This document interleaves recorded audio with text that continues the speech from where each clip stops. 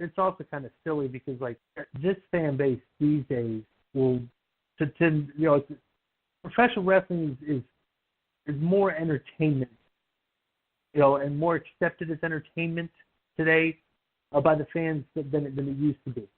Mm-hmm. We try to portray it as sports and stuff, but like, but this fan base will just accept anything, because like there's I don't know, it's just a different fan. They're there for the artistic impression. They're there for the performance.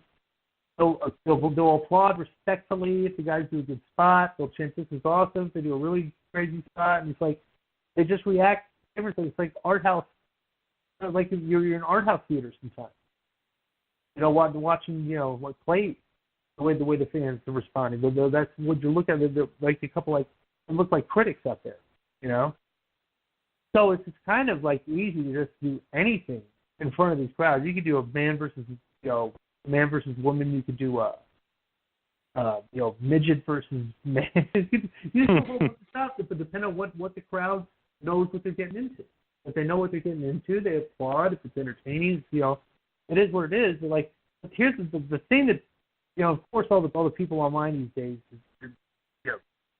when the Twitter mobs start coming at you, oh my God, this, like talk about this men versus this. There's so many different angles to this. You got the women's revolution, but then you got people that don't think we should be stimulating violence against women and all this. But what people don't understand that aren't in the business, and they just see all this on TV. They see a guy wrestling a girl or some a wrestling show. Oh, there's intergender wrestling in training schools every day in professional wrestling. I mean, the girls are training. Like when you have a wrestling school, it's girls and guys you're training with, and the guys and the girls are wrestling with each other and against each other all the time. It's just we never, as fans, you don't see that, because you're not in a you're not at the training school, but like that happens all the time. So it's kind of easier for guys to do it these days than ever before because they've been doing it for years training the business.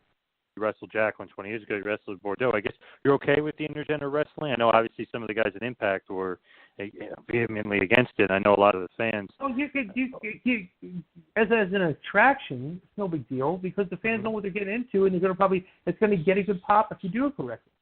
But if you want to if you start doing it is on a regular basis, or the girls are kind of openly competing against the guys, it's all the time, it's nothing. The issue you're going to have with that is that the guys, to kind of still maintain a logical perspective to keep the fans invested in the storylines, the guys are going to have to kick the shit out of the girls a lot. Excuse the French. Mm-hmm. They're going to have to squash the girls a decent amount of time. Because if all the girls are just all competing against the guys, fans are not going to buy that. But if you're showing the rise of one girl that's trying to rise up through the ranks and be the one to stand up against the men, as the men have been just beating up the other girls, then that's something that's a slot. You do a story like that. You know what I'm saying? But if you just do it too much, then it's not an attraction anymore. But if you treat it as an attraction and build up each match, then you can do it. But if you want to do it on a weekly, you know what I'm saying? The angle with me and Scarlett was a build up. It was about a 5-week storyline. Yes. That ended the match. But if you want to do it on weekly television and every week the guys are just openly competing against the girls, it's not really attraction anymore. And I think a show that looks like that would hurt.